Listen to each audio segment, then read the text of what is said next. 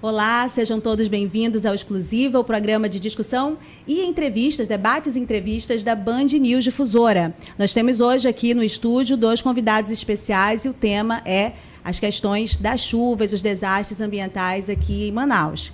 Em um único dia do mês de março, a cidade de Manaus registrou em 24 horas um volume de chuva equivalente a cerca de 12 dias de precipitação.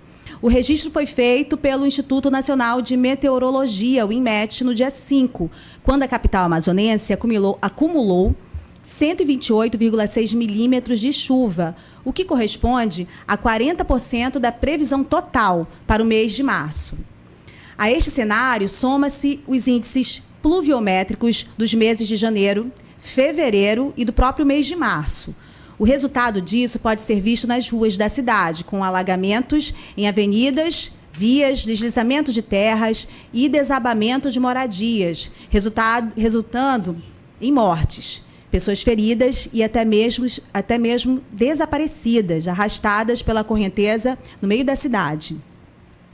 O desabamento de um barranco na comunidade Fazendinha, no dia 19 de março, na Zona Norte, resultou no soterramento de 6 pessoas.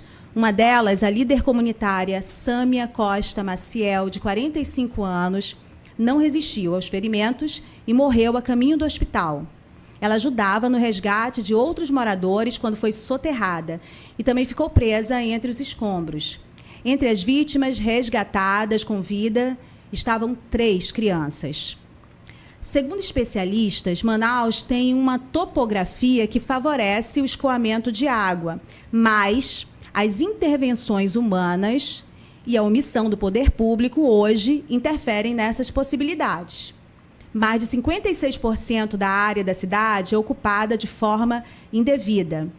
O próprio IBGE classifica a cidade, que é o 5º maior PIB do país, como uma das cidades com pior índice de déficit de habitação.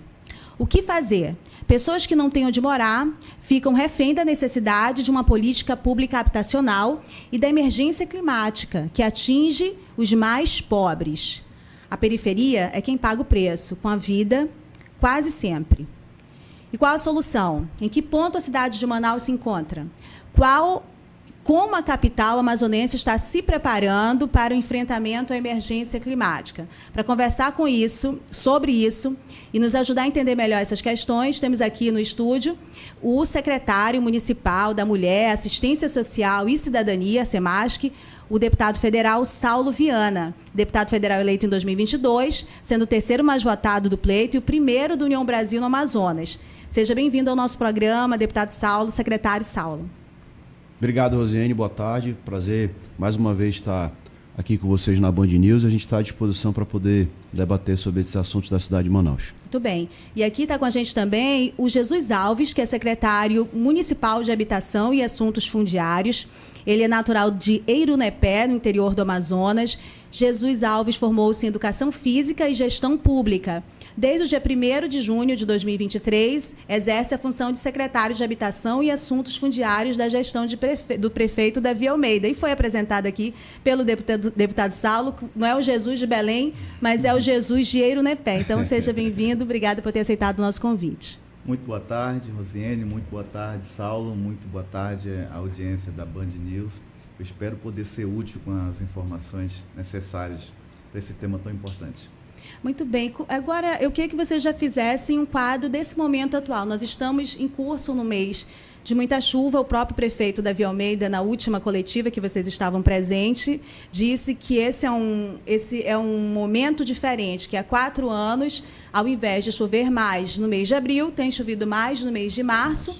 E a gente tem registrado, como a gente fez nesse texto de abertura, mortes, né? Perdas de pessoas, especialmente em áreas de periferia. E nada nos garante, nesse momento que nós estamos falando aqui, que essas mortes não vão continuar nesse momento de chuva. Então, como é que vocês estão lidando com a situação emergencial que esses casos todos estão exigindo das pastas de vocês? Eu vou começar pelo deputado Saulo e, na sequência, a gente ouve aqui o secretário Jesus. Eu vou me referir ao senhor várias vezes como deputado por questão de hábito, mas o senhor é um deputado, claro, licenciado, né?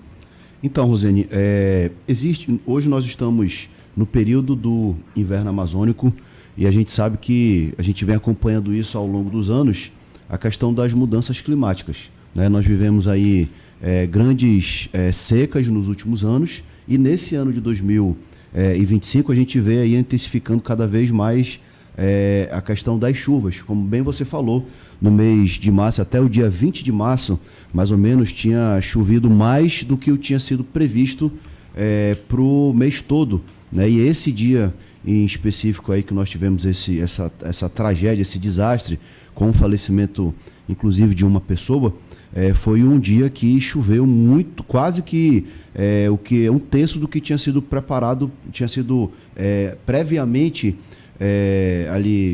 detectado que iria chover o mês todo. Né? Então, a prefeitura tem se preparado, tem uma retaguarda da prefeitura, e aí se inclui várias secretarias, com a Secretaria da Assistência Social, Secretaria de Habitação, Defesa Civil, Infraestrutura, para poder atender a cidade de Manaus quando acontecem esses eventos. E aí é importante, e eu quero trazer um número aqui interessante, que eu levantei na secretaria, para poder compartilhar com você e com a sua audiência. Eu vou falar de um recorte do mesmo período que nós estamos, que foi comparado ao ano de 2024, de janeiro a março do ano de 2024, de janeiro a março desse ano de 2025, falando em ocorrências atendidas pela SEMASC. Nesse mesmo período de 2024, nós tivemos atendido 168 ocorrências referente à questão de chuva, referente à questão de deslizamento, dos fatos aonde a secretaria precisa fazer atendimento a pessoas necessitadas. Nesse mesmo período do ano de 2025, de janeiro a março, nós tivemos 680 ocorrências. Nossa. É quase que o triplo de ocorrências. Sim. Por conta desse aumento das chuvas e por conta da situação que nós temos na cidade de Manaus, atípica, como você bem falou, das áreas de risco. O planejamento que o senhor recebeu na sua secretaria, ele já estava preparado ao menos para essas 168 ocorrências, que era a realidade anterior? É importante dizer o seguinte, onde é que a Secretaria de Assistência Social ela entra num fato desse, como nós tivemos que aconteceu nesse mês de março na cidade de Manaus? A primeira ação da prefeitura é a Defesa Civil, né? A Defesa Civil é o primeiro, quando acontece uma situação como essa, as pessoas elas ligam, elas acionam a Defesa Civil. No primeiro momento, a Defesa Civil ela entra, ela faz aquele atendimento de áreas que precisam ser isoladas, de pessoas que precisam ser retiradas das suas residências por conta dos riscos, e no segundo momento, quem entra é a Secretaria da Assistência Social, a SEMASC, da Prefeitura de Manaus, que dá aquele que faz o serviço de acolhimento para essas famílias quando precisam sair das suas residências e, claro, esses atendimentos como, por exemplo, entrega de colchões, onde a gente leva as pessoas para uma área, para um local onde as pessoas saem da sua casa, cesta básica, colchão, kit de higiene, kit de limpeza.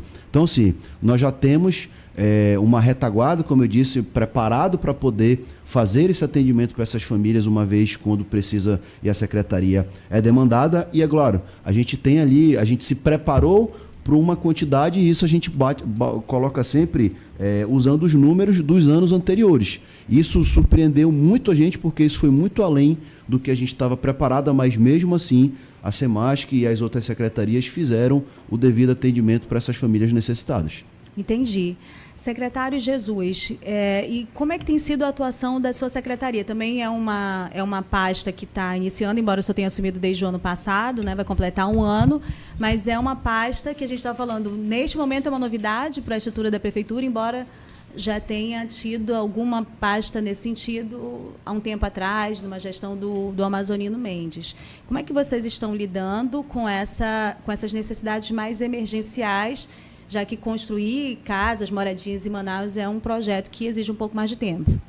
Bem, a Secretaria existe desde 1º de junho de 2023. Então, nós temos 1 ano e 9 meses praticamente à frente da Secretaria. Na primeira ação, que foi uma ação diagnóstica do Estado e da situação de Manaus, a gente realmente identificou esse grande déficit habitacional que temos em Manaus e, em especial, o que mais chamou a atenção foi a quantidade de habitações estabelecidas em áreas de risco.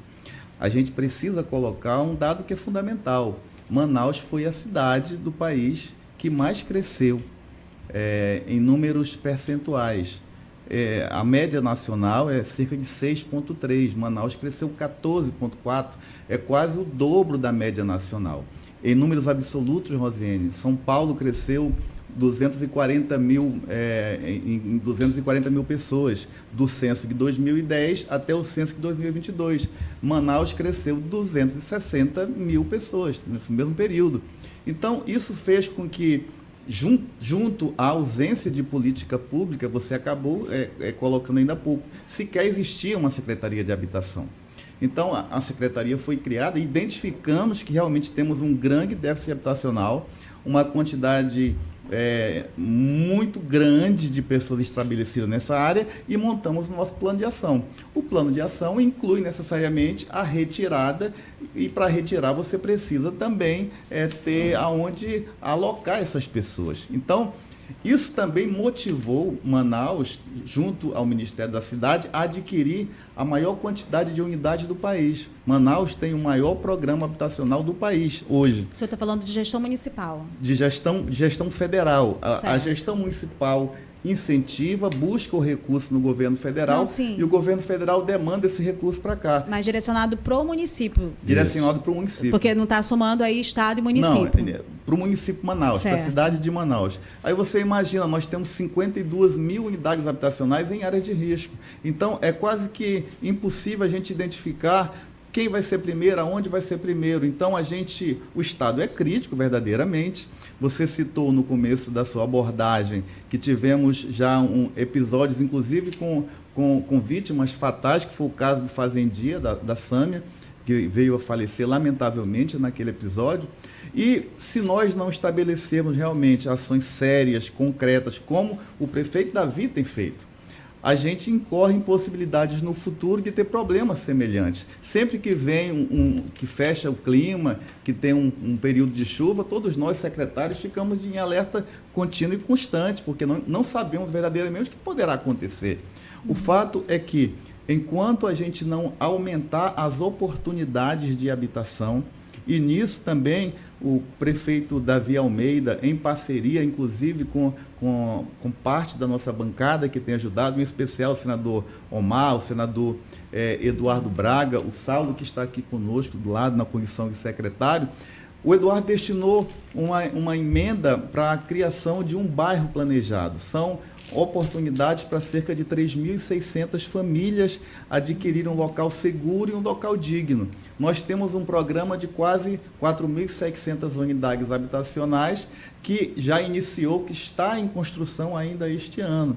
Temos um programa que é uma solução também, que é o programa de regularização fundiária, porque quando a gente regulariza, não é só a titulação, a gente identifica, inclusive, quais são as áreas de riscos que estão naquela região. E a gente propõe, junto às outras pastas, intervenções naquelas áreas, em especial nas encostas. A Prefeitura de Manaus tem cerca de 100 milhões de reais que já está em processo de licitação para que a gente venha atender parte dessas vossorocas, em locais estratégicos. Quando essas intervenções são feitas, é possível que aquelas pessoas que antes estavam em uma área de risco comecem a ter o conforto e a garantia que podem sim ficar onde estão. Então, o prefeito Davi Almeida tem orientado os secretários a ficar em alerta contínuo. No momento, as maiores preocupações são áreas específicas, nós estamos monitorando essas áreas específicas, só que temos alguns problemas. Exemplo, nós tivemos um desmoronamento lá na Redenção. A gente fez a intervenção junto, inclusive, com a Defensoria Pública e precisávamos retirar, acho que 18 famílias. Algumas não queriam sair, queriam continuar. E a gente não pode chegar na casa de um cidadão e dizer, olha, saia, arranque. Nós temos que ter um instrumento jurídico para poder fazer isso. Semana passada, e que chegou a liminar para a gente. Então, aqueles que não fizeram acordos, agora vão ter que sair de uma forma ou de outra, compulsoriamente. Então, existe um processo administrativo que às vezes é demorado, mas que é necessário. Isso é viver em democracia. Mas os esforços que nós estamos empreendendo em resolver esses problemas são gigantescos também. Sim. Olha, tem duas questões no que está exposto, no que está sendo vivenciado, sobre esse dilema e esse histórico da cidade de Manaus, né? Vocês trabalham com um levantamento a respeito da quantidade de pessoas em área de risco e classificação dessa área de risco. Mas essa classificação e esse monitoramento não é feito a partir de técnicos da Prefeitura de Manaus, como não é feito em vários municípios, né? Porque muitos municípios ainda não conseguiram atualizar, né, as necessidades operacionais relacionadas a esse momento que o secretário Saulo bem colocou, um momento de emergência climática. Esse é um ponto, né? Como fazer a identificação, a manutenção desse banco de dados, porque esse banco de dados ele não é atualizado com frequência pelo CPRM, que tem que dar conta do Brasil inteiro, e não é contratado pela Prefeitura para fazer isso. Acho que nem existe essa situação de contratação. Talvez a Prefeitura tivesse de enxergar que precisa de uma forma emergencial de um quadro para fazer isso, diante de tantas mortes, né? A segunda coisa que eu queria que vocês falassem também, cada um dentro da sua pasta, é quais são as principais dificuldades desse momento e como solucioná-las, né? Porque a gente não pode ficar emperrado só na questão emergencial, temos essa dificuldade, tudo bem, né? De realocar essas pessoas. O senhor e o Saulo citaram algumas condições que vocês acabaram tendo de lidar com a realidade das pessoas em Manaus, né? São diversas. A gente tem aquela imagem que nunca sai da nossa memória do amazonino, indo lá no local e aquela moça dizendo que não tinha para onde ir, que era do Pará, e ele, então morra, está explicado? Alguma coisa assim, né? Então, quais são as principais dificuldades e como solucioná-las nessa realocação? Essas duas questões, aí eu começo pelo deputado Saulo, depois a gente volta aqui para o secretário Jesus. Assim, Rosiane, nesse ponto, e aí a gente precisa, eu vou falar o que cabe. A SEMASC tem o papel da Secretaria de Habitação, só que isso são políticas, a gente está falando de política pública de habitação e moradia, que são coisas diferentes, né? Que elas se completam e o trabalho é feito de forma conjunta. Vou falar especificamente do caso de um fato de desastre. A Prefeitura, nós temos, isso é gerido pela SEMASC, nós temos um programa que é do auxílio aluguel. O auxílio aluguel, ele existe critérios para que você possa conceder auxílio aluguel, principalmente em casos como esse, quando acontece um desastre, que a família ali perde a sua moradia, acontece vários casos que às vezes as pessoas precisam por conta de um acidente, mas a sua casa não foi atingida, mas por questão de risco, e para que isso não ocorra futuramente, por exemplo, uma tragédia, um acidente, você vai, identifica essas famílias, cadastra essa família e encaminha ela para o auxílio aluguel. Hoje, Rosiane, nesse presente momento, nós temos 1.262 famílias que estão cadastradas no auxílio aluguel, recebendo mensalmente o valor de R$600. É importante frisar que no início da gestão do prefeito Davi Almeida, esse valor era um valor de R$300 e ele foi ampliado para um valor de R$600. Só para um parêntese, que eu acho que torna mais específica a pergunta. A gente foi no local onde morreu aquele pai e a filha abraçados, esqueci agora, Redenção. Né? Na Redenção. E lá as pessoas foram retiradas, foi feito cadastro pela Prefeitura para receberem auxílio aluguel, e uma das famílias, eu conversei com a dona da casa, ela não foi retirada. E os outros vizinhos falaram, mas é porque ela não foi cadastrada, porque ela já recebe o auxílio aluguel. Então, ela não queria sair, porque ela queria a confirmação que a Prefeitura ia continuar pagando auxílio aluguel para ela, ajudando. É uma necessidade imediata dela e da família dela, né? Independente das regras, e também respeitando as regras, mas é a realidade daquela família, né? A outra coisa é como evitar que essa pessoa saia de uma área de risco e vá alugar a casa numa outra área de risco, né? Assim, como é que a gente consegue construir políticas públicas que mudem, né, a rotina dessas pessoas e os riscos delas? Inclusive, Rosiane, isso é um desafio que a gente enfrenta na frente da Secretaria, porque o auxílio aluguel é uma lei municipal. Nós estamos falando de recursos públicos e tem critérios estabelecidos para que a pessoa possa ter o benefício do auxílio aluguel. Por exemplo, uma pessoa que ela já mora no local onde ela mesma paga o seu aluguel, uma vez acontecendo um sinistro como esse, é um critério estabelecido por lei que nós não podemos conceder auxílio aluguel para uma pessoa que paga o seu aluguel. O auxílio aluguel realmente um dos critérios é pessoas que estão em vulnerabilidade social e também nesses casos, por exemplo, de desastre, para que a gente possa encaminhar pessoas para o auxílio aluguel. No caso específico da redenção, inclusive a Semasco, juntamente com a Secretaria de Habitação, inclusive com a Defensoria Pública do Estado, nós atuamos inclusive conjuntos, estive junto com o secretário Jesus lá, e foram retiradas de lá, se não me engano, se não me falha a memória agora, Jesus, 28 famílias, né, que foram retiradas de lá, e eles foram incluídos no auxílio aluguel, porque por conta da situação, para que inclusive a gente não ali não ocasionasse futuramente um outro desastre. E aí é importante, Rosane, eu gosto muito de trazer os números para que a gente possa colocar a realidade da cidade de Manaus, e hoje a gente vê muitas pessoas falando, inclusive principalmente da classe política ao qual eu também faço parte, mas as pessoas elas falam sem ter conhecimento real da situação, principalmente sem ter o conhecimento de números, e muitas vezes é dado uma metralhadora de argumentos que as pessoas não conhecem a realidade muito fácil quando a gente está dentro e ouve essas pessoas falando para poder combater em cima de números, para poder trazer a realidade. E aí eu vou falar de números, eu vou arredondar. Manaus, Josiane, tem mais de 1.600 áreas identificadas como áreas de risco. Dessas 1.600, nós temos quase 700 dessas, porque as áreas de risco elas são classificadas em risco 1, 2, 3 e 4.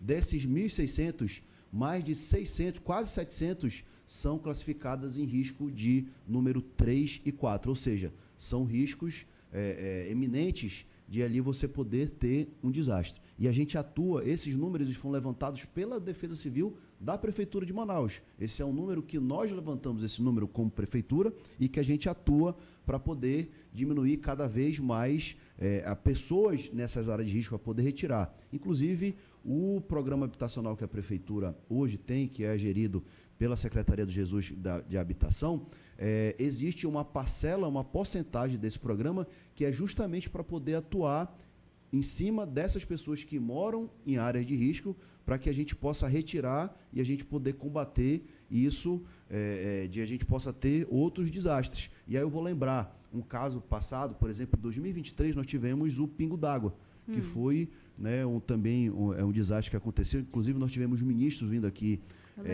visitar, onde foram retiradas várias famílias, e todas aquelas famílias, Rosane, que foram retiradas daquela área, completou nesse ano agora 2 anos. Uhum. E a Prefeitura paga algumas famílias aluguel social e outras famílias estão num local, no residencial, onde a Prefeitura alugou e paga todos os meses para que essas famílias possam, que o prefeito determinou que essas famílias sairiam dali. No primeiro momento a Prefeitura iria atender, elas só iriam sair de lá para a sua moradia fixa, e isso está contemplado hoje nesse programa habitacional da Prefeitura do Minha Casa Minha Vida. Então o tema é muito mais complexo do que, no caso, muitas pessoas falam, e a gente tem aí esse trabalho para poder acompanhar essas famílias e para poder combater por que novos desastres aconteçam na cidade de Manaus. Só para tirar uma dúvida, especificamente essas famílias, eu lembro desse episódio do desabamento e tudo mais,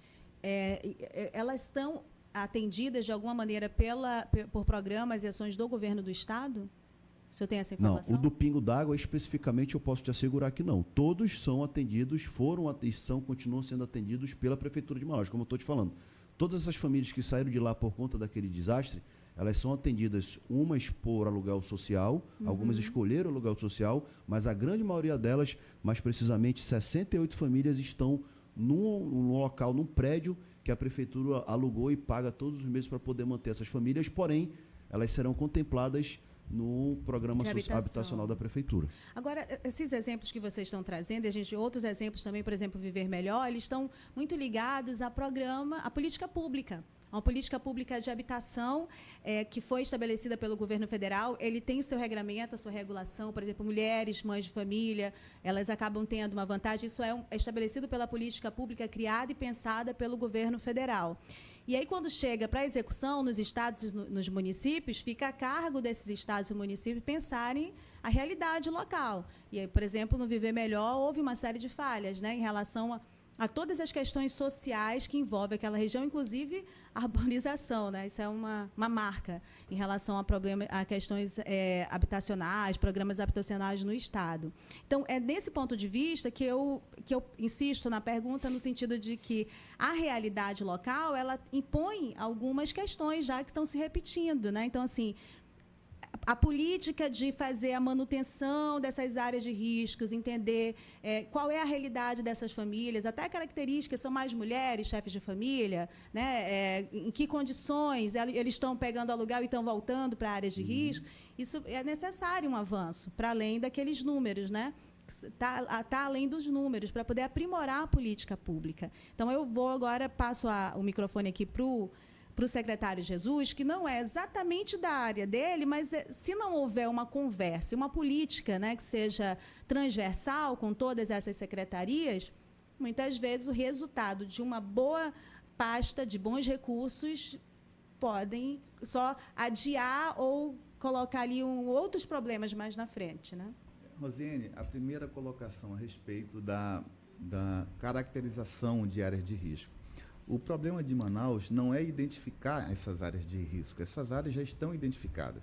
O problema de Manaus é buscar a solução definitiva para essas áreas. E a solução definitiva é você fazer a retirada dessas pessoas e levar para um ambiente seguro e para um ambiente digno. Isso se dá através de programas habitacionais que não existiam. E eu insisto num ponto que é fundamental. É mais de uma década sem um programa habitacional adequado. Então, muitas pessoas, inclusive do meio político, criticam a situação que está em Manaus.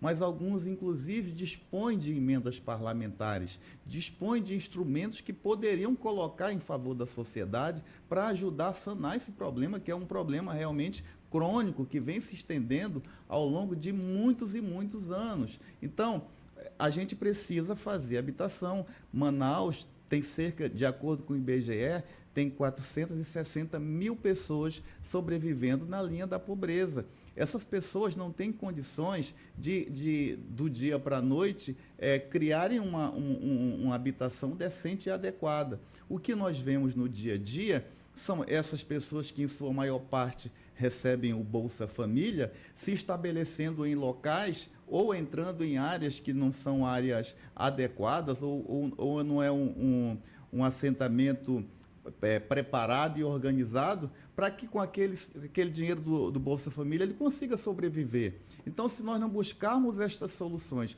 do jeito que estamos buscando, você citou ainda há pouco a questão da redenção, e eu falava, agora que nós conseguimos eliminar para retirar, mesmo que compulsoriamente, as pessoas daquela área, que em especial é uma área de preservação permanente. Então, olha, no nosso acordo que fizemos, a gente vai retirar essas pessoas, já estamos pagando o auxílio aluguel, e essas pessoas entrarão no nosso programa, não como prioritárias, mas elas receberão apartamentos. Elas sairão desse aluguel social que está para integrarem o número de pessoas que serão beneficiadas com esse programa habitacional. E da nossa parte, para que não retornem pessoas lá, a gente vai destruir aquelas estruturas, nós já notificamos elas estão notificadas segunda-feira agora, possivelmente a gente vai novamente retornar à área.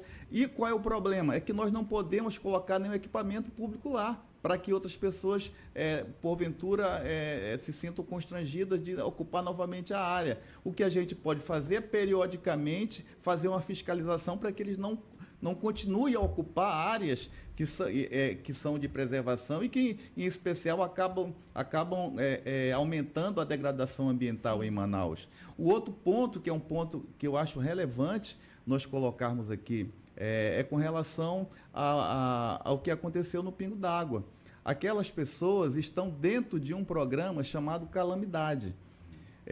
Esse programa, que são 1.056 unidades habitacionais, irá absorver tanto aquelas pessoas do Pingo d'Água, como parte das pessoas de outro episódio, por exemplo, lá do bairro do Céu, aqui próximo do centro. E que precisam também de uma unidade habitacional. Então, a gente está trabalhando para resolver em definitivo isso. Só que o problema é gigantesco. Você imagina, o déficit de Manaus é de cerca de 119 mil unidades. Deste número, 52 mil é em área de risco. A gente, com muito esforço, vai contemplar esse ano, vai lá, 5 mil de apartamentos, mais cerca de 3.600 de terreno, ou seja, ainda é muito pouco. Por isso que eu insisto em que algumas pessoas que têm o poder de ajudar, está na hora de ajudar.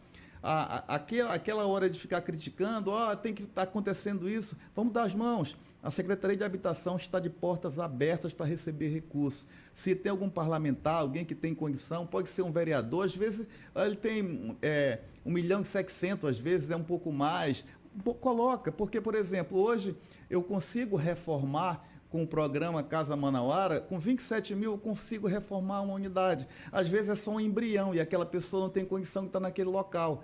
Mas com aqueles 27 mil eu consigo entregar uma habitação. Eu já resolvi o problema do déficit de uma pessoa. Então, de uma família. De uma família. Ao invés de críticas, é o momento dos manauaras darem as mãos e buscarem a solução, porque olhando nos seus olhos eu lhe digo, o Estado é crítico, verdadeiramente. Sim. Nós estamos passando por um momento muito delicado, viu, Rosiane?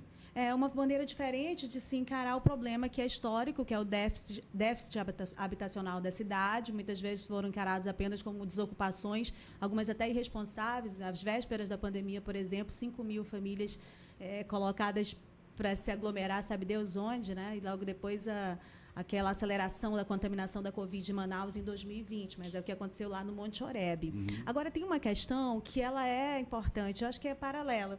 A crítica, eu sou de acordo que ela corra, que ela continue, mas também que haja aí uma atenção ao seu apelo, né? Porque também se ajude a resolver o problema da cidade. Ela não é de um grupo localizado que venceu as eleições. Ela é de todos, né? De todos que estão eleitos aí. Uma questão que o senhor fala assim, olha, a gente já sabe quais são as áreas de risco, mas a manutenção, uma equipe técnica preparada para o acompanhamento dessas questões, a política transversal em relação à emergência climática e meio ambiente, a cidade ainda não tem. A Prefeitura de Manaus é exemplo de outras prefeituras. Isso é fundamental. Isso foi fatal, por exemplo, lá em Beruri. O senhor conhece a realidade de Beruri, no Arumã. Eles já tinham um mapeamento do CPRM. Apontamentos de que algo poderia acontecer ali. Mas não houve a ação. A continuidade, a manutenção do monitoramento. Isso deveria ter ficado a cargo da Prefeitura, mas, é claro, com uma outra característica pior ainda, na realidade do interior. E aconteceu algo terrível ali, né, com o afundamento daquela vila toda.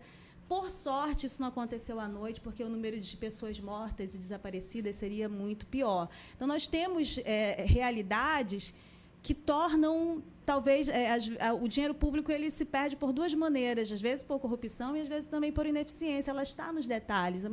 Uma cidade como Manaus, complexa, com problemas complexos, ela precisa de soluções que também encarem essas complexidades, né? É a respeito disso também que eu queria ouvir vocês. Existe uma central de entendimentos de várias secretarias, né? Uma gestão dessas emergências, né? Desses trabalhos emergenciais. Há uma necessidade de um pensamento mais amplo, uma discussão mais ampla, que realmente encare a situação da emergência climática como transversal. Um exemplo, a gente teve aqui o prefeito Davi Almeida na eleição passada, e um dos nossos entrevistados o questionou a respeito de uma construção de um espaço, mas aí particular, né? Acho que é condomínio Mosaico, alguma coisa assim. Então, a quantidade de árvores derrubadas ali para fazer essa construção, o que surpreendeu a mim, todo mundo estava na mesa, o prefeito também não sabia que tinham derrubado tantas árvores nesse sentido.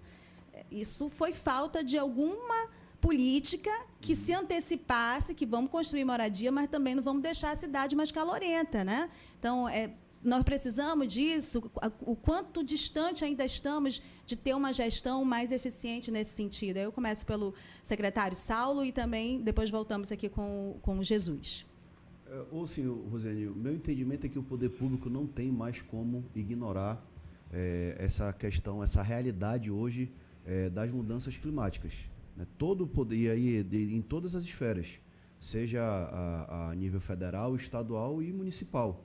Então, isso é algo que é uma realidade que nós temos hoje e ela precisa ser cada vez mais o poder público precisa se unir para poder, ao longo do tempo, poder mitigar os efeitos da questão das mudanças climáticas. E aqui, quando a gente fala de Amazônia, do Amazonas e da cidade de Manaus, isso tem ocasionado, ao longo dos anos, os efeitos têm sido sentidos cada vez mais pela população, seja na seca, que nós vivemos agora nos últimos anos, seja na chuva, na cheia, no caso agora, que é o período que nós estamos vivendo. E aí isso tem, quando a gente fala do ponto específico da questão de habitação, dessa questão das áreas de risco e tal, isso a gente vem cada vez mais sentindo, né, esses efeitos, principalmente nesse período das fortes chuvas. Existe um trabalho da Prefeitura de Manaus olhando para isso, eu falo especificamente das mudanças climáticas, isso agora, mesmo no início do ano, acredito que no início, logo em janeiro, nós tivemos, por exemplo, o início da campanha da Prefeitura de Manaus de arborização, inclusive nós estivemos presentes nesse ato, nesse evento, no início dessa campanha de arborização. Isso você ajuda na questão... Tudo, até drenar, exatamente. Água de chuva, tudo. Aí nós temos o trabalho da Prefeitura, da infraestrutura, no dissoreamento dos igarapés. Isso também mitiga os efeitos das fortes chuvas. Sim. No caso, a gente tem a cidade de Manaus, ela é cercada de igarapés, inclusive tem igarapé que corta a cidade de Manaus. Isso influencia diretamente na questão da infraestrutura, quando você não faz, e a prefeitura tem feito o investimento disso, e aí o prefeito diz isso, e isso é até um termo que é fato. Não existe rios municipais, porém somente quem faz investimento, quem faz trabalho na questão do dissoreamento dos igarapés é a prefeitura. Isso deveria ter, inclusive o governo federal no ano passado enviou recursos para a cidade de Manaus para que pudesse ser feito um trabalho disso. Teve recurso específico para isso? Teve recurso específico para o dissoreamento dos igarapés no ano de 2023, no ano de 2024 eu sei porque, inclusive eu participei da reunião no Ministério da Integração Nacional, de onde originou esse recurso para que fosse feito esse trabalho na cidade de Manaus e do Estado. Não existe nada, nenhum programa, nenhum projeto, nenhum trabalho referente a isso, e tem também esse trabalho que tem sido feito na questão aí já habitacional, de investimento habitacional, e que aí eu tenho a minha opinião que o problema habitacional não é apenas do Amazonas, mas do Brasil, foi a descontinuidade de política pública de investimento de habitação. No governo Lula 1 e 2, isso foi uma política pública muito forte, que é o Minha Casa Minha Vida.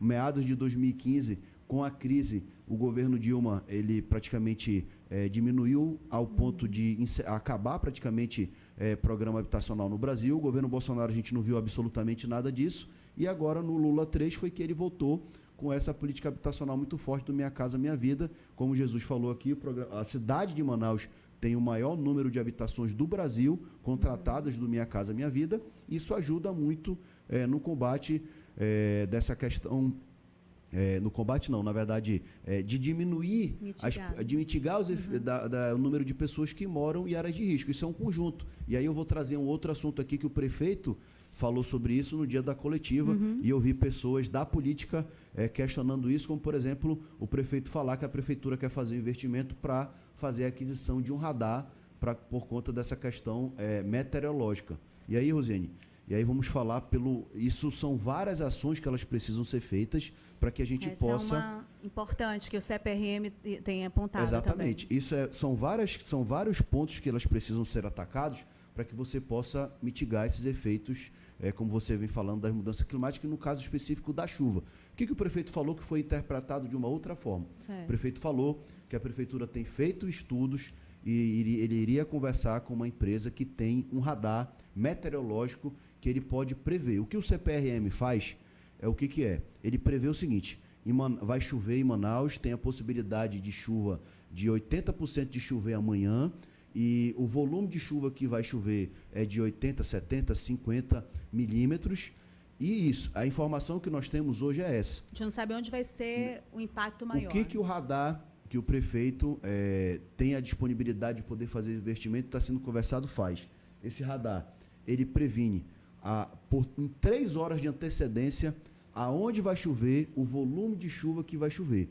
Integrado a esse radar, existe um sistema que ele consegue fazer duas coisas. Isso são 2 pontos que salvam vidas. Um é poder avisar para todos os telefones celulares daquela área, da região, aonde vai chover, com antecedência de 3 horas, a quantidade de chuva e que aquela quantidade de chuva coloque em risco. E nós temos histórico em Manaus, todas as vezes que choveram mais de 50 milímetros, nós tivemos desastres de deslizamento na cidade de Manaus. Com risco de morte. O risco de morte, consequentemente. E também, esse sistema, você instala sirenes. Isso tem em outros lugares do Brasil, como principalmente na cidade de São Paulo. Brumadinho, por exemplo, que teve aquele incidente alguns anos atrás. Petrópolis deve ter também, depois enfim, todas essas cidades têm que o quê? As sirenes, elas são acionadas por esse sistema ligado a esse radar, juntamente com essas mensagens. Isso você consegue o quê, Rosane? Você vai conseguir salvar vidas. Né? Então, isso faz parte, isso é apenas uma parte do trabalho que deve ser feito para que você possa... E aí, assim, isso são condições da cidade de Manaus. Nós não temos condições previsão de quando isso pode acontecer? Não. Porque, só para ilustrar mais uma vez, nós temos tido, ano após ano, desmatamento, fogo e tudo mais. Eu lembro que há uns 2 anos... O senador Omar disse, olha, parte da minha emenda vai ser para a aquisição de uma aeronave que ajude a apagar, né, esses incêndios. E até hoje isso ainda não virou uma realidade. O recurso está lá na Secretaria de Segurança Pública do Estado, até hoje não foi feita a aquisição. Pois é. Então, assim, e a gente tem que falar assim, a realidade dura, nua e crua. Nós não temos como, em 6 meses, resolver o problema de 52 mil famílias somente que moram nessas áreas de risco. 52 mil famílias ou 52 mil pessoas? Famílias. Nós estamos falando de número de famílias. Tá, nas áreas de risco 3 e 4. Desculpa, eu estou atravessando, porque foi no dia da coletiva, eu anotei essa informação que o prefeito deu. Na verdade, o número total de pessoas que precisam de habitação em Manaus são 119 mil famílias. Dessas, Rosane, 52 mil famílias moram em áreas de risco áreas de 3 e 4. É um tema muito complexo, né? O senhor quer acrescentar alguma coisa dentro dessas perspectivas do Saulo, deputado Saulo? Nenhuma mãe vai colocar sua família em risco. Você falou a respeito das mães. O nosso sistema que recepciona as propostas, os candidatos à habitação, hoje nós temos um número de 175 mil pessoas. Destas 175 mil pessoas, 84 colocaram que são mães solteiras, mães solos. Chefes de família. Chefes de famílias. Então, qual dessas mães... Você pode repetir, por favor, só para a gente enfatizar para quem está ouvindo a gente, essa realidade? Essa é a realidade. São quantas pessoas, quantas famílias, quantas mulheres? 86 mil pessoas colocaram que são as chefes de família, mães solos, que cuidam dos seus filhos, por razões múltiplas. Então, essas mães, a gente sabe o carinho que as mães têm pelo filho. Quem delas ia colocar o filho em risco se tivesse outra opção? Não tem opção. Você falou a respeito do episódio da reintegração de posse do Monte Oreb em 2020, inclusive no meio da pandemia. Aquelas pessoas que saíram de lá, para onde elas foram? Elas foram morar na Ponta Negra, elas foram morar no Adrianópolis, elas tinham que ir para outro lugar e elas acabam, de certa forma, invadindo outras áreas. Aquelas pessoas que saíram do Monte Oreb, logo depois se estabeleceram em outra região. A gente tem uma grande invasão ali atrás da Ambev agora. E eu digo para você com toda segurança, se houver uma reintegração de posse naquela área, é questão só de tempo para ter um novo aglomerado de uma nova área sendo degradada. Em especial, são áreas verdes, áreas de preservação, áreas de terceiros. Então, não perca a sua linha de raciocínio, por favor, só para fazer um ponto, porque isso que o senhor está colocando é fundamental. Uma política apenas de fazer desocupação, ela também estimula a degradação, ela também é responsável pela degradação que nós vivemos hoje, que acaba também sendo uma das responsáveis pelos problemas dos alagamentos e tudo mais. Veja, a cadeia de problemas que muitas vezes é incentivada, impulsionada pelo próprio poder público. E olha, você percebe a quantidade de elementos que nós estamos trazendo para a sua entrevista. Então, isso mostra que não é apenas a questão, vamos monitorar a área de risco. Nós temos que prover habitações, nós temos que cuidar do meio ambiente. Não tem como negar, nós temos 2 anos seguidos de uma grande estiagem, e agora temos esse problema agora de chuvas intensas que está ocasionando esse problema aqui em Manaus. Se não enfrentarmos isso de frente com políticas públicas adequadas, por exemplo, 3.600 unidades, 3.600 lotes para esse ano, isso já vai atender grande parte da demanda que nós temos aqui.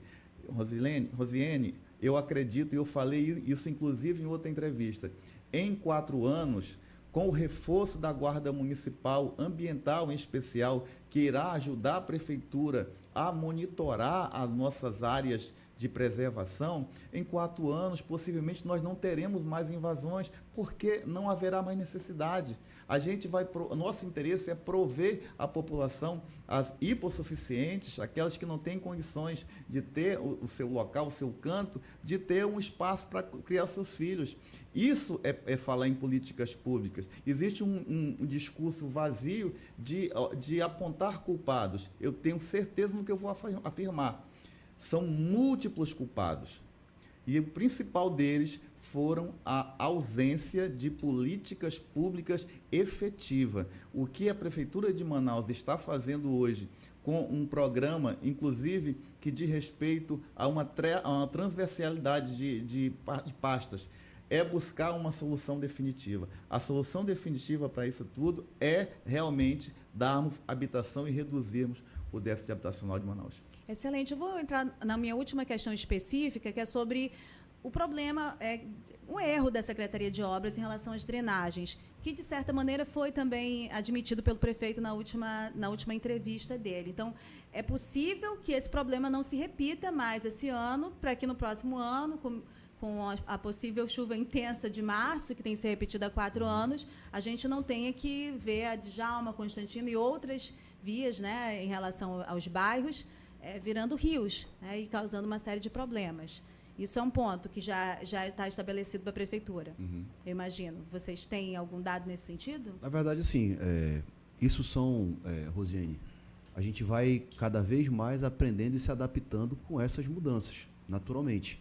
Assim como a Secretaria, a SEMASC, a Secretaria de Assistência Social, tem ali uma retaguarda já preparada para poder atender a população quando necessário em fatos ocorridos como esse de desastre, naturalmente também a Prefeitura como um todo, não diferente a Secretaria de Infraestrutura, também tem se preparado cada vez mais e com os acontecimentos podendo também ter aí se preparando para poder mitigar esses efeitos naturalmente ao longo ainda esse ano, que a gente ainda tem o mês de abril todo aí, e maio principalmente, que são meses ainda que tem um grande volume de chuva, mas principalmente para os próximos anos. Tudo isso é uma questão de se adaptar à nossa nova realidade, que isso com toda certeza ao longo dos anos a tendência, infelizmente, porque a gente observa, inclusive a nível mundial, disso cada vez piorar mais. E, claro, automaticamente,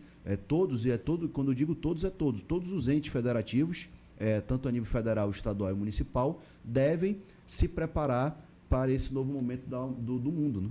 Isso. Agora, olha, vamos falar um pouquinho do recurso da Secretaria de Habitação e as previsões de que algumas realidades sejam alteradas, que o senhor possa passar aqui para o nosso ouvinte. Então, na última entrevista, o prefeito Davi lembrou das emendas do senador Eduardo Braga, da ordem de 100 milhões, uma cidade que não tinha nem Secretaria de Habitação, e que de 2021 a 2024, o senador indicou 413 milhões em emendas parlamentares nas áreas de infraestrutura, saúde, habitação, assuntos fundiários, assistência social, segurança pública, enfim, defesa social, questões que estão interligadas, dialogam com esses problemas todos. Então, a gente tem uma realidade diferente, a possibilidade de uma política diferente, quando que a gente pode estabelecer que essas moradias, que algumas pessoas que estejam, imagino, em situações de maior gravidade social, risco de morte, possam alterar suas realidades por meio dessa pasta que o senhor está gerindo nesse momento. O senador Eduardo tem ajudado de sobremaneira. esses 100 milhões em especial foi para infraestrutura desse bairro planejado, que inclusive é no Monte Oreb, onde era o Monte Oreb. Aquele terreno foi adquirido pela Prefeitura de Manaus e os recursos que estão sendo alocados no Ministério da Defesa e que vai iniciar-se a ser aplicado possivelmente já no começo do verão, vão dar condições da gente. Esse ano a gente já estamos finalizando os projetos para que a gente possa enviar para licitação. E ainda esse ano a gente pretende entregar parte desse bairro planejado. Além deles, nós temos também o programa que está em curso, Minha Casa Minha Vida. Teve uma contrapartida da Prefeitura. A Prefeitura investiu cerca de 100 milhões de reais para aquisição de terrenos superiores para abrigar o programa Minha Casa Minha Vida. E dentro do Minha Casa Minha Vida nós temos o programa Calamidade, que são 1.056 unidades. Então é esperado, já está em construção esse ano, o número de 4.700 unidades habitacionais. O ministro Jader Filho nos garantiu, em algumas reuniões que fizemos, que na ocasião da nova seleção que irá começar a partir do mês que vem, para que a gente aplique a mesma quantidade de investimento do ano que vem, nós tenhamos por volta de 4.700 unidades também. Então, isso em 4 anos na possibilidade de 4 anos, que seria o mandato do prefeito Davi Almeida, nós teríamos cerca de 18 mil unidades habitacionais sendo incrementadas em Manaus. Aí a gente começa a solucionar o problema. Lembra que eu falei que eram soluções definitivas? A gente possivelmente, ainda no segundo semestre, irá começar o segundo bairro planejado, identificar uma área para fazer o segundo bairro planejado. Estas são as soluções que a gente pretende atender e enfrentar de frente desse grande problema, viu, Rosiane? Talvez isso se estabeleça também, que é o principal passo, como uma política pública perene da Prefeitura, né? Uma política que a gente fala de política de Estado, que é diferente de uma política de governo, e talvez seja aí uma marca principal que possa ser do Davi Almeida, né? Essa é a lei chamado Manaus Minha Terra, que independente se sai secretário, sai prefeito, e vai continuar existindo em Manaus. E aí eu só quero fazer aqui uma colocação, até para enriquecer aqui o debate, Rosiane. Sim. A gente não pode esquecer que nós estamos falando apenas da cidade de Manaus. Porém, a gente não pode ignorar que nós temos um universo, que é o estado do Amazonas, onde a gente tem também a necessidade de ter políticas públicas também de habitação, né? No Minha Casa Minha Vida, alguns municípios da cidade do interior foram contemplados, porém a gente sabe, né? Na verdade, se não me engano, Itacoatiara, enfim, tem alguns municípios, porém a gente tem uma necessidade muito grande também de ter investimentos e de ter essa política pública da habitação também voltado para o interior do estado. E até onde eu tenho conhecimento, o governo do estado tem feito alguns apenas na cidade de Manaus, né? Um investimento ainda pequeno, mas tem que se olhar também, porque essa mesma necessidade e a mesma dificuldade que nós temos aqui na cidade de Manaus acontece também nos municípios do interior. Você citou esse caso do município de Beruri, que também teve lá um desastre, onde pessoas morreram e pessoas também ficaram desabrigadas, e até então não se teve nenhuma ação efetiva para atender essas pessoas do município de Beruri. Não é diferente a realidade em outros municípios do interior. Sim. Olha, a gente está passando aqui de 40 minutos de entrevista, muitos dados, muitos esclarecimentos. A gente está aqui diante de 2 secretários municipais que estão com a agenda realmente em gravidade em relação a tudo que a gente está vivendo na cidade, mas que tiraram tempo para fazer esse diálogo com vocês, né? Com vocês que estão nos ouvindo por meio de uma rádio que tem um alcance difuso. É importante esse passo. Eu considero que é preciso que haja mais pessoas que ocupem espaços públicos capazes e dispostas a esse tipo de diálogo, sem conversar com a sociedade, algumas vezes por meio dos jornalistas também. É difícil crer que haja seriedade, né, nessa questão da gestão pública. Essa é uma linha de raciocínio e interpretação minha, mas eu não posso deixar que vocês saiam daqui, né, do nosso programa sem falar um pouquinho de política, né, sem falar um pouquinho de política. Afinal de contas, nós estamos diante de 2 nomes que são nomes que eu considero nomes de um novo momento, de uma nova geração da política, com pessoas com perfis estratégicos, não só pelo que vocês perceberam, né, na fala da gestão do que eles estão apresentando das pastas deles, mas também de perfis estratégicos políticos. Afinal de contas, não é qualquer nome que vai ocupar uma secretaria com recursos tão robustos e com políticas que vão ser são tão necessárias, mas que vão ter um potencial de impacto político eleitoral também.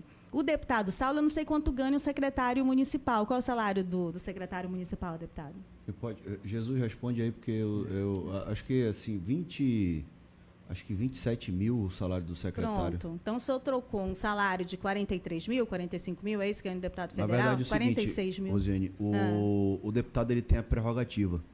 O senhor recebe de deputado federal. Exatamente, eu resolvo Entendi. como deputado federal. Muito bem. Mas, enfim, o senhor está aqui diante de alguns contatos diretos. Eu abri mão, neste momento, de uma agenda de um parlamentar, mas para estar num contato direto que também tem as suas consequências, enfim, as suas repercussões eleitorais. Então, precisamos falar um pouquinho de eleição, né? Como Claro. é que vocês estão vendo esse movimento todo, né, em relação à construção e desconstrução de nomes para 2026? É o cenário, né, os grupos. E como se localiza o grupo do Davi Almeida em meio a tudo isso? Vocês têm falado, inclusive agora repetiram, que muitos adversários estão atacando o Davi Almeida em vez de focar numa resolução de problemas que é para a cidade, né? Então, como é que vocês enxergam esse grupo do Davi Almeida no caminhar para 2026? Vou começar aqui com o deputado Saulo. Fiz uma pergunta bem aberta, bem genérica, para ver se a gente consegue colher algum fruto daí. Assim, Eugênia, o que eu observo é que a grande maioria das críticas que hoje são atribuídas ao prefeito Davi Almeida é muito mais voltado para a questão política eleitoral, né? O processo eleitoral do ano de 2026, ele se antecipou muito, né? Praticamente, uma vez eu ouvi uma pessoa falando e eu achei isso, eu internalizei isso e eu sempre uso exemplos como esse. Não existe mais ano ímpar, porque o ano ímpar é um ano que não tem eleição, né? Sim. Parece que agora todos os anos são pares, porque são ano de eleição. E muito das críticas são atribuídas, muito mais, né, é muito menos por convicção do seu papel como eleito pela população para poder fiscalizar, do que, de fato, é muito mais... É muito menos pelo fato de ser alguém eleito pelo povo para fiscalizar e muito mais por questões políticas eleitorais. Eu acredito que muitas dessas pessoas que hoje atacam o prefeito Davi questionam a sua gestão, é muito mais porque, na verdade, não acabou ainda a eleição de 2024 e eles já olham muito a eleição de 2026. O que eu tenho por entendimento... Ninguém mais olhou a eleição de 2026 do que o Davi Almeida. Ele está 2 eleições fazendo uma série de estratégias e conjunturas de olho na eleição de 2026. O que eu vejo é o seguinte, Rosiane, eu, assim como também acredito que o Jesus, e ele vai falar aqui a opinião dele, fazemos parte de um grupo que esse grupo tem o senador Omar, existe o senador Eduardo Braga e existe o prefeito de Manaus, o Davi Almeida. Todos nós fazemos parte de um único grupo. Esse grupo, ele se uniu no ano para a eleição de 2024 e nós tivemos resultados, assim, que os resultados falam muito mais, porque são números que estão aí, o resultado das eleições, seja na cidade de Manaus, seja também nos municípios do interior. Vocês enfrentaram 2 máquinas, a do Estado e também a bolsonarista. Exatamente. Que é uma potência também. Exatamente. E você pode incluir também a máquina da Assembleia, porque ela participou ativamente da eleição do ano de 2024. E assim, a população escolheu, eu vou falar do universo da cidade de Manaus, o Davi, por conta do trabalho que o Davi realizou nos últimos 4 anos e esse é o momento da eleição, é o momento que o candidato ele passa pelo crivo popular. É a população que escolhe quem deve permanecer, quem deve continuar. A gente pode dizer que o Davi, neste momento, tem alta aprovação popular em função da proximidade da eleição, que é a melhor pesquisa eleitoral. Exatamente. Em que pese ele está criando problemas para ele mesmo, né, recentemente. E aí, Rosene, é importante, quando a gente fala de política, e eu sempre faço questão também de frisar, que a gente precisa fazer a divisão do mundo real, do mundo virtual. né? Porque o mundo virtual, muitas vezes, a maioria das vezes, você vende, é vendido um mundo que ele não é o mundo real das pessoas que de fato existem, das pessoas que moram na cidade. Aí eu vou aqui trazer, por exemplo, é importante, e aí eu tenho posso dizer assim, essa relação com você para poder usar fatos concretos e para a gente poder aqui debater. O fato que aconteceu recentemente, por exemplo, do cancelamento por parte do artista Sidney Magal do evento que ele iria fazer na cidade de Manaus em comemoração ao ano da inauguração do Mirante, da cidade de Manaus. Aquilo não foi as pessoas que moram nos bairros da cidade de Manaus se manifestaram, foram lá no comércio, compraram R$10 de crédito para botar no seu celular para ter internet, para ir lá na rede social do Sidney Magal, para dizer que Manaus estava passando pelo momento de difícil, pelo momento de extrema calamidade, para que ele não viesse aqui cantar. Aquilo foi orquestrado, aquilo foi uma milícia digital financiada com recurso público orquestrado para poder invadir a rede social e fazer com que o artista Sidney Magal tomasse a decisão de cancelar o show. Aquilo não foi um movimento, uma reação orgânica da população da cidade de Manaus. Então, existe uma diferença muito grande do mundo virtual para o mundo real, né? Eu acredito que o prefeito Davi Almeida tem uma aprovação popular da sua gestão, o trabalho está sendo feito, dificuldades elas existem, porém, por outro lado, existem várias outras entregas que são feitas pela gestão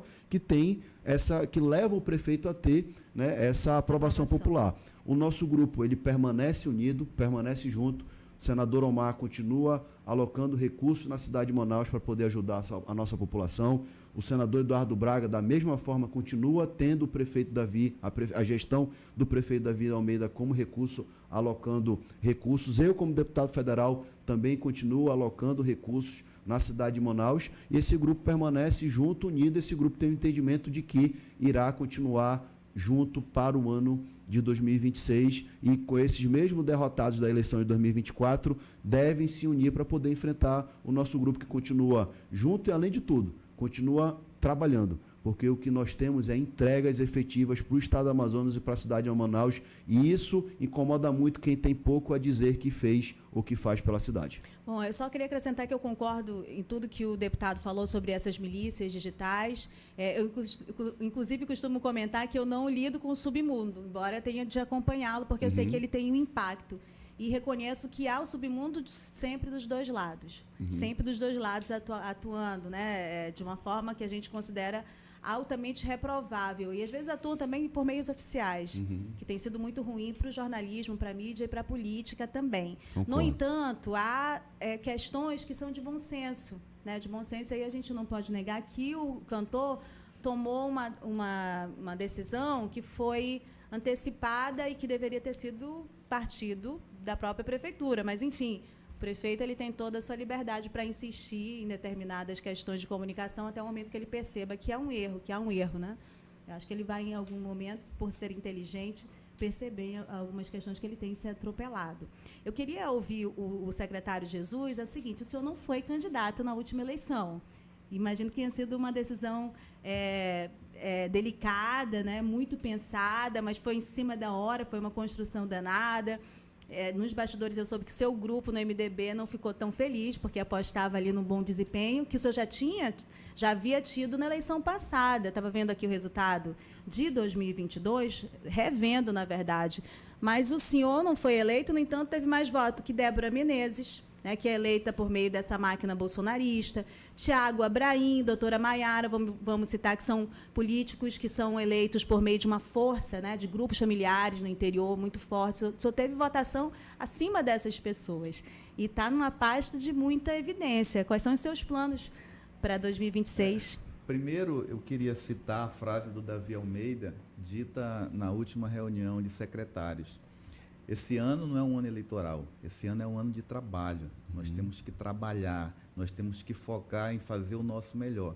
E é exatamente isso que nós estamos fazendo. Às vésperas de uma possível desincompatibilização na última eleição, eu falei na entrevista, olha, eu vou ficar para continuar a realizar o trabalho que eu estou fazendo.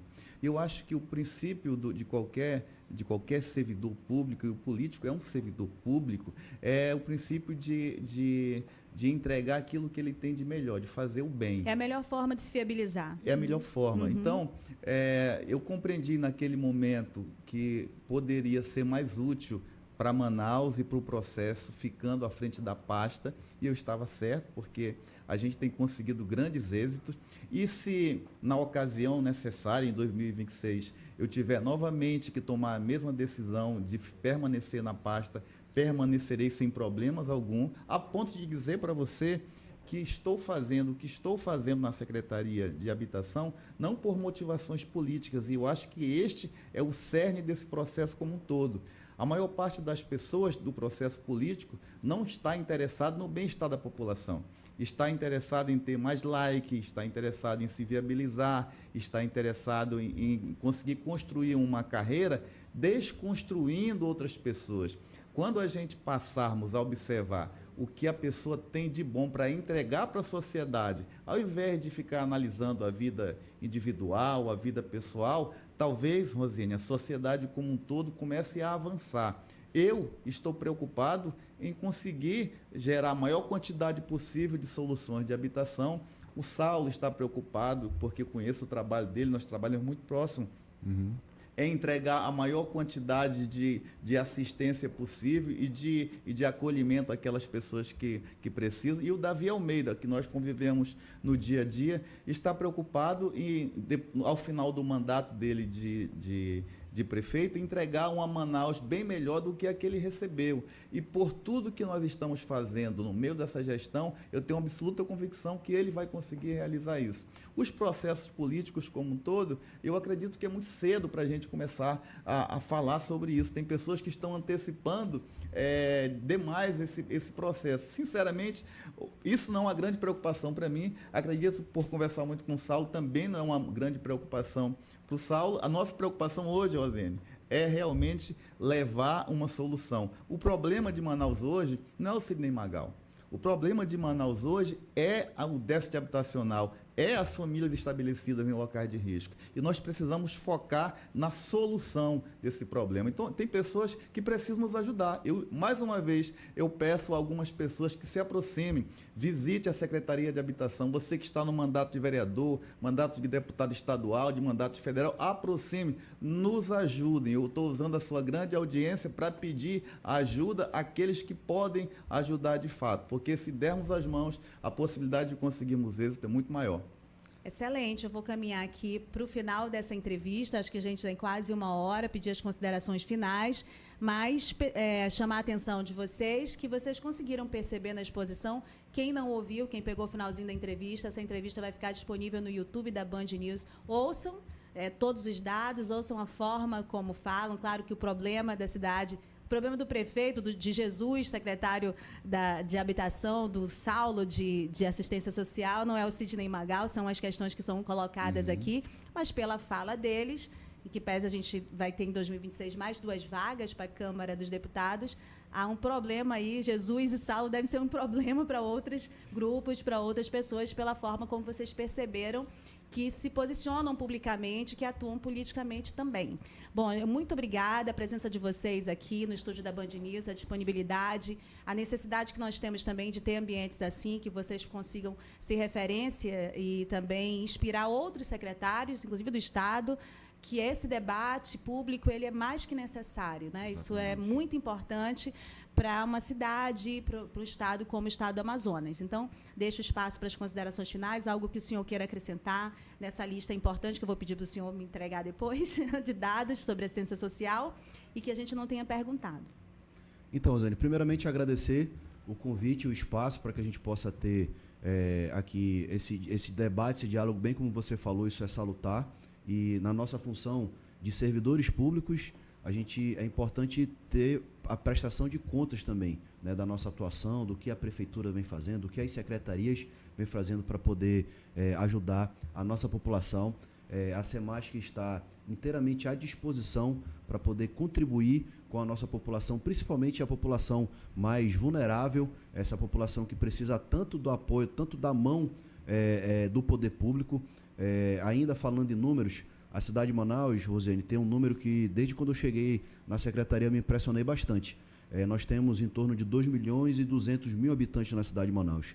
Desses, Rosiane, 1.112.000 pessoas estão inscritas no CadÚnico, que é a porta de entrada dos programas sociais do governo federal. Muita gente passando fome Exatamente. também nessa cidade. Principalmente o Bolsa Família e o BPC.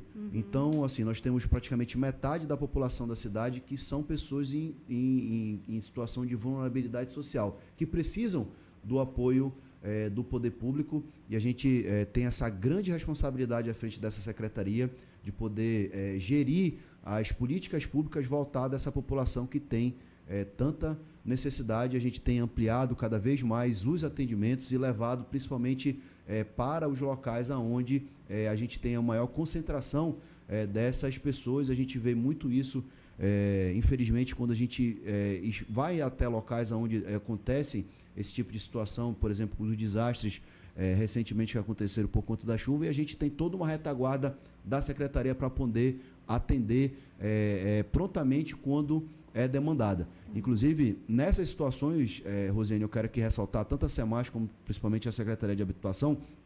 Nós trabalhamos praticamente 24 horas para poder atender as pessoas nas suas necessidades. Porque quando vem tipo de situações como essa, a gente não pode esperar, não tem dia, não tem hora, e assim, as pessoas têm muita necessidade e a gente está sempre ali disponível para poder atender a todos, e esse trabalho tem se intensificado cada vez mais. Inclusive, a Prefeitura tem se preparado cada vez mais para poder atender nessa situação, e é muito importante, como eu te disse, estar aqui para poder prestar esses esclarecimentos e também colocar a população ciente do trabalho que é feito.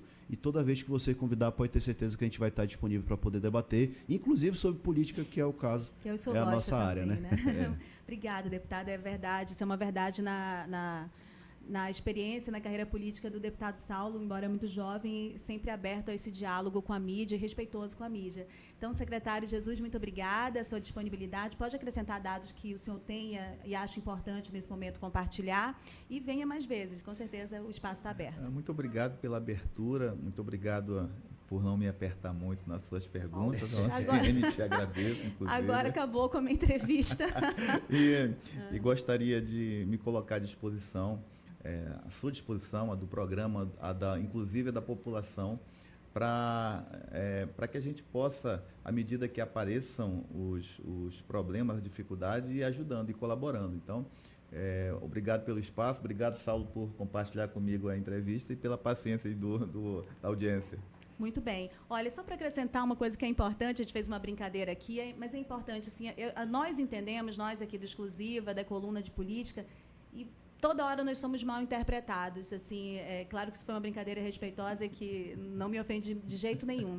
Mas a gente entende que o espaço tem de ser plural, né? O diálogo, a gente tem, no meio da eleição, a gente trouxe grupos divergentes aqui, só não veio quem não quis, né? E não quis, provavelmente, porque não estava preparado para o diálogo, para sentar de frente com representantes da sociedade civil, que, inclusive, não pensavam igual, né? Pensavam diferente, vieram para o embate das ideias e tudo mais. A gente compreende que esse é o verdadeiro exercício de democracia, um exercício de jornalismo. Então, nunca esperem que eu vá atacar ninguém, nem puxar saco de ninguém. Nós fizemos aqui um diálogo maduro, né? Fizemos questões que são importantes para as cidades.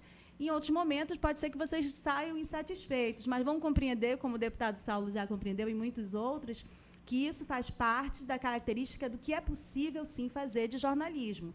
O submundo tem sido muito incentivado, infelizmente, até pela classe política. Nós não concordamos com esse tipo de abordagem. Então, aqui, enquanto tivermos, temos aqui a cooperação da Stephanie Schmidt, do Rafael Campos, nosso chefe de jornalismo, e também a Sol, que está na operação, toda a equipe da Band News, mas, sobretudo, a confiança da direção da Band News Difusora, da Rádio Difusora do Amazonas, de que esse caminho ele é possível. A gente tem demonstrado já há 7 anos, a Exclusiva está no ar há 7 anos, trazendo esse tipo de proposta. Bom, gente, depois desse falatório todo sobre jornalismo, é importante falar um pouco sobre isso também.